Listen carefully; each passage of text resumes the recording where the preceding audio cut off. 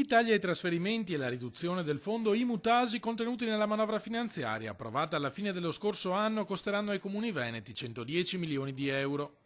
Il dato emerge da uno studio dello SPI-CGIL del Veneto sul bilancio di previsione dello Stato per il 2019. Ogni municipio potrà spendere in media 200.000 euro in meno rispetto allo scorso anno, una cifra pesante soprattutto per i piccoli comuni, le cui amministrazioni, prevedono i pensionati, non potranno far altro che imporre nuovi tributi, approfittando della fine del blocco introdotto dal governo Renzi. Le amministrazioni comunali hanno il cosiddetto obbligo del pareggio di bilancio, quindi nel momento in cui, sono tagli ai trasferimenti agli enti locali è chiaro che le amministrazioni o aumentano i tributi o tagliano la spesa o fanno entrambe le operazioni. Attraverso la negoziazione con i comuni veneti, annunciano dal sindacato, punteremo a difendere i redditi medio-bassi con particolare attenzione ai nostri pensionati che stanno vivendo un momento molto difficile.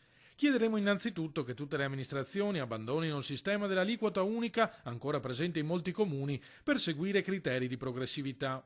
Chiediamo che vengano utilizzate e alzate le soglie di esenzione soprattutto per i redditi più bassi, in quanto abbiamo visto che anche lo scorso anno si è spostata la ricchezza dai redditi bassi ai redditi alti.